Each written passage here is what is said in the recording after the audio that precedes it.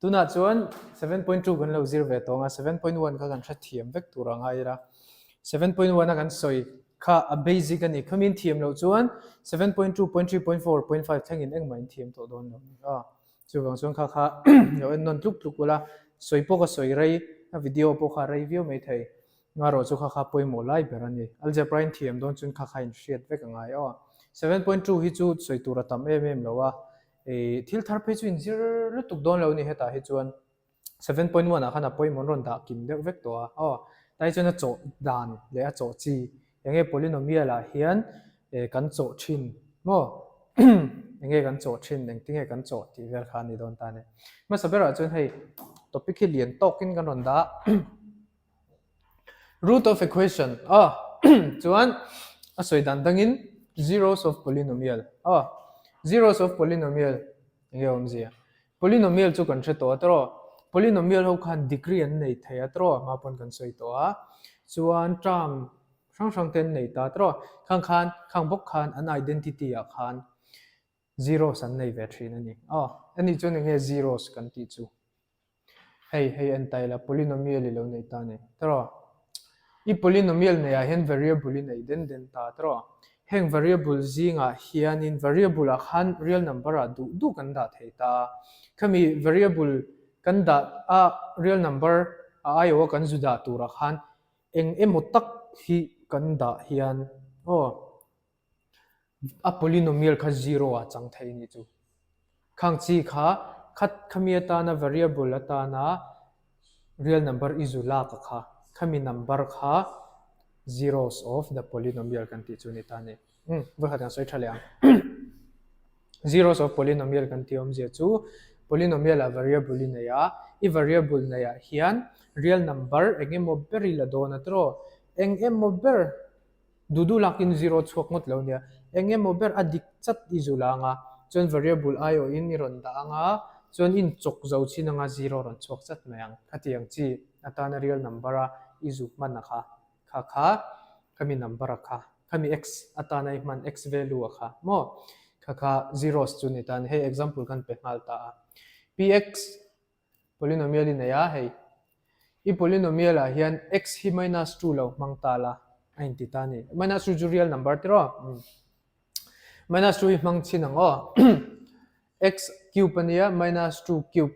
2 ania minus 2 square chuan x aya minus 2 chuan 2 ta hian in tam takin an ti sual thin chu a sin hi ta hian an ti sual thin ta ni sin hi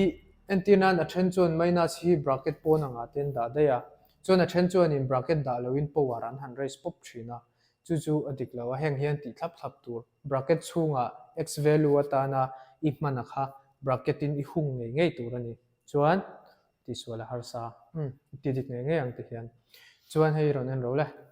minus 2 to the power 3 hian engzang e tluk le 2 to the power 3 chuan 8 tluk atro minus hi keng tel don ani achan chu minus 2 to the power 3 ti om je chu minus 2 hlir hi voi thuma in pun tir don atro hele hein pun tir se 4 pa ngai chuakang hela oma minus 2 hi ein pun tir le chuan minus hi la keng don tro minus 8 khawang khan hi kha bracket a poimo na em ani ta ni intinon ta hen bracket da lo la apani na hin en lok ngo hi 2 eta x square aya minus 3 da ta tro ta hian bracket hi da lo ta la eng ting en yang he thil hi 2 ani atro minus ania 2 square ti ringot don ani chu bracket da lo ta la an chok zo chin te 2 square chu nge 4 ti anga ti hian chuak nul mayang dik don lo rang minus 2 chuak de don ani na taka chon hei minus 2 plus 2 chuak tur ani ta chu polynomial a chuan x aya khan a zero sin nge kha in da khan bracket in hung nge anga chuan in chok zawang chuan 0 ron chuakang chuan khami 0 ron chuat thei chuan x atana I number la ka kha hey x minus 2 hi hi the zeros of the polynomial px kan ti thei ta ne chuan root of equation ti hi omle bukta an soi pola then chuan an lo na om chun chu equation ani chuan equal to sign aw mang hai equal to sign tel mi lo hian in hetian thil hi ziak ringot tala polynomial ziak ringot tala hei polynomial ani ma se equal to a che hian equation alo ne ta thin ani chu chuan khami equation a khan tro zero ron chuaka variable eng moi lak khan chuan zero a chhuat thei chia khan variable atana i man khami zeros of polynomial a kan ti kha a equation tan a root alo ni vele chi ani chu mo equation anga i nei chuan polynomial a x value a ilak topa zero chhuat tir tu kha a equation tan a root ron ni vele chia chuna polynomial tan a zero ron ni vele chi bokani chu ai heta kha ziang hian mo khani tani khami kha in hriat chuan khami kha in hriat chuan a bak zong chuin thiam ngal 7.2 chu example kan chok chinanga hei example polynomial kan lo nei tani tro hai equal to lo wangin equation ani lawa polynomial ani chuan ta hian equation in nge zo he polynomial a hian variable tan 0 te -1 te 3 te thangla a polynomial hi enge ron chuak anga ti ni chu chumi tur chuan hemi polynomial a hin handa pop lo tur mumal dewa kalpui ve tur ma sabera chun tian in tiang x hi 0 tan kan lo chokang in tiang ati hian chuan a polynomial khi nga ziak top lo khian kan ti thin ang khan heng hian in ziakang general form of polynomial ang khan in ziak le photang chuan xi a 0 kan hmangdong kan ti vek to a tlai i a hian xi a 0 tro heta xi a hian 0 heta xi a hian ta 0 tiang zel khan chuan bracket in hung zel tur kan ti to kha chuan ti khan in han chok zonga to pa 7 amje chu khimi polynomial a khian a variable i0 kan han man khan to pa 7 a chuak ta ni hethiamem chuan -1 te 3 te mangula chuan number frang te ron chuak em ti te kha in lo en ve don nia so fian na chawania kal thui lawang chuan chodeu pop bak ti thei kan nei lawa chan chu thil thar hriat bel vak tur om to lawa kan soi bak lo ka chu in question 7.2 question number 2 kha lo en taula sub number 2 bi ka kha kan chok don chinanga hai hin question ani ta ni polynomial a pe chewa ma se hi x form in ani lo ani t form in ani ta ni variable atan t mang tin ani mai x ani lo khan buai fak lo tur du le z pon mang thei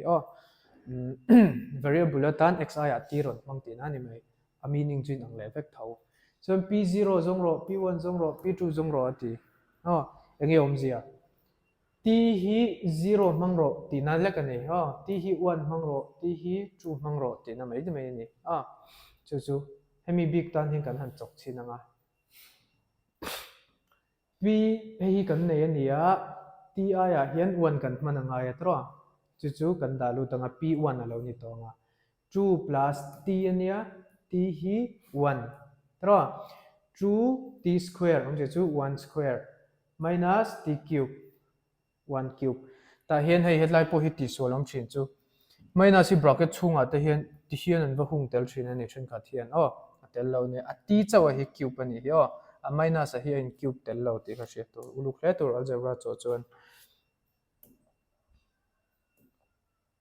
chuan hei hi han chok chau tai la 1 square chu 1 ani mai 2 ne 9 multiply chuan 2 tra chuan 1 cube chu 1 ania ti hian chok zawa 4 ti khan chuan a bak p2 le p0 kha in lo try ve ang kalpung ka ron soi fiam hi chaw ani chu chuan data hei question a ron in la twist ve a ama ro chu chodan chu la ngai vek tho ni heng ang po hi a question number 3 sub number 4 khan ita a main question ina soi chu anuai hian polynomial ka pe chenga chon abul chia x value atana i man tur ho ka pe bok chenga chu han mang chin la atopa khami x ka pek che kha polynomial tang khan a 0 aniam ti soiro verify ro ati ni chu 0 polynomial ni tur chon engte kan ti kha x kha polynomial kan va dalu ta chuan 0 chuak tur tro kha check le ni mei hei Hei pe chewa question number 3 sub number 4 a hian x tan man tur pahnih pe cheu ni minus 3 le 2 ma saberin minus 3 mang photang x aya minus 3 tra x aya minus 3 x aya minus 3 hei le hei 0 chuaka minus 3 minus 2 chu minus 5 ania bracketing ka hunga hei minus a lo thlau bo lo nan chuan ain puntira 0 chuak tro omje chu minus 3 hi he polynomial tan hian a 0 sani ang hre thiam em chuwang chuan tik ni 2 hi try ve chinang 2 hi px a hian 2 han dawla p2 anianga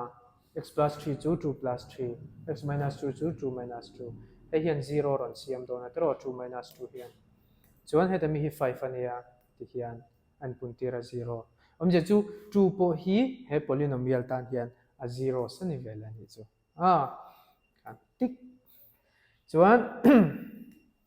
adota question number 2 kan chok zo to question number 3 a tuna polynomial pe cheu hei question number 3 sub number 6 ani hi polynomial pe chewa chuan ti hian a om hnok noi ta ni ama kan soi 7.1 a kan soi khashelo tan chuan buina tham tak ani he thili ama ro chu mami kan soi chuan in thra thiamang enge kan soi kan ti chuan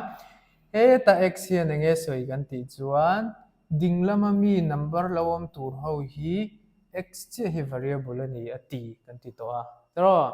omje chu hei che hi variable ani ta ni hei hi chu constant ani hei le hei hi chun hei constant hi variable na no ma wangin coefficient kan ti bok tro ni chun x che hi thak tur ani chu variable ani wangin chun hei heta hian a ron soi bela l hi 0 ni don lo a ron ti ta ni l hi 0 ni don lo atia 0 ni se chu boi thak don tro x value e po za ta la l ne na in puntir don sia 0 chuak zel don a boi thak don chuwang chuan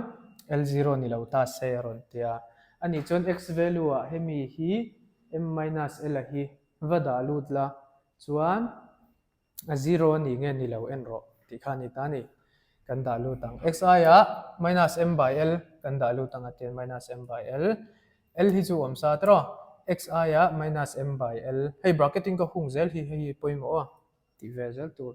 plus m ti hian chuan hei puntir kha ni ta ni rational number puntir dan ti kha introductory video kan soi to akal phung ka khain lo ven le tanga ka soi le zel chuan a rei don hei le hei hin kan se langa minus m chi chuangang chun plus m anianga 0 chhuak tro polynomial a khan chuwang chuan x atan hemi ilak hian he polynomial tan hian x hi a 0 ani to ta kan kal le anga ole mai hei hi apoi mo lai berania question number 4 hi question number 1 to 3 ho kha chu kaldani nang vek question number 4 hi poimo le ama sain lo ngai thalok ula tuna khanin x value min ron pe zel atro chuan x value min pe kho kha polynomial a khan kan han ta chin den dena eng khange a 0 ni kha min ron pek sa tang ba kha chung kan hrelo tro tuna chuan polynomial khan 0 an nei ngei ti hi hre photula chuan a 0 zon chu adan kan 0 ni chu thiam question number 1 to 3 a chuan hei hi a 0 ni em ani lo em tin x value atana kan man tu kha min ron hril chat chata tuna chuan x value a hei hi ka manganga chuan hei hi he polynomial tan hin 0 ron niang mo omje chu x atan hei hi ka manganga chuan polynomial a khan ka dalu tanga 0 ron chuak chatang ti kha khata atana x atana I man tur kha khami kha zondan kan 0 ni atang kai lu tu kan hei hi poimo ber ang chu hialana 7.2 a chuan omje chu how to find zeros of polynomial mo or how to find the roots of the equation tinani chu le ta hi uluk tok ni lo ngai tharo polynomial ni ne tro enge kan tum x aya hian enge mokan da anga chuan 0 ron chuakang tro omje chu he polynomial a hian x aya enge mokan da anga a polynomial khan 0 a equal ang in the thiam chuwang chuan hemi a polynomial lai zong hi kan la anga chuan 0 kan ti equal sa ang the thiam a x tur kha kan x value tur kha kan la shami lo ma se let kan ti ni chu met cha chuan in ni ro se kan ti pop pop thai thal verio na subject da chuan ti vengam lo met cha chuan azat tak chu kan la hrelawa ma se atopa 0 chuak don chiang ti kha kan hria chuwang chuan kan ti intluk ve pop ani azat po kan la hrelo chuan kan ti intluk nuwa khan azat tur kha kan chocolate mai he ni ta x kan du atro x atana kan man engemaw kan hmanga chuan atopa 0 ron chuak don ani kan ti phota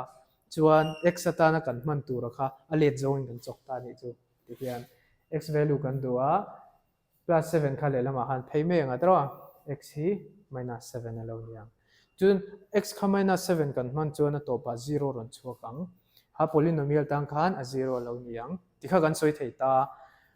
ma se chu adik te reng em kan chok chuak dikem ti kan nen du chuan x aya khan an da let le mai tur ani hei hi hei a proof nan kan ti china question kha chuan in proof ro tel kher lo ta hei hi x value hi in han da let china nga ta hian p of minus 7 ani anga tro x kha minus 7 ani anga tro chuan plus 7 ani ta chu 0 adik le chat te khan khang mang khan ti vector ani ta ni example pakhat kan en lenga 7.2 chu kan du to ka hei last na khala ama mi case kan na yang bok khani ab plus ax plus b angan da ga cx plus d nan ron da ni me ya polynomial a pe chewa ti hian chuan c hi 0 ni lo se ti chuan chu 0 ni chuan variable kha awa pun tiranga 0 chuak zelanga omji nei don si lo chuan c le d hi real number an ni don ta ni asoi dan hian kha inti boy tir lo tur ani tuna chuan x ata nge kan manang mitlash min shil mi lo ta ma ni in zon tur ani le ta ni ama kan soyang bok khan x ata nge mo number kan manganga chuna polynomial hian 0 atluk don ta kan te tro chu x ata na kan man tur kan la hrelo kan zong don chawa ma se atluk don ani ti 0 atluk don ani ti kha chu kan chiang sa chuwang chuan kan hriat chin 0 atluk don ani ti kha kan han apply a hei 0 kan tluk tir phota ti chuan a let zong in x ata na kan man tur kha kan chocolate le ni chu ngai ang che khan hei d kha le lama phenga minus d tro chuan cx ala chuanga c na ron divide anga c angka botmas rule te kan tia tro ama class 8 noi lampang kan zir tong zong kha kan mang tang kai chau fe kan ni chu chuan x atan minus d by c muta ani thil mu hi dik te reng em ti an let du chuan hemi a question a hian x atan a ihman ka han da lut la x aya minus d by c danga cx plus d ania cx aya minus d by c ti hian topa 0 chuka omje chu x atana ila kha adik takila ti na ni ta ne ti khan kan 7.2 big chu kan du to kan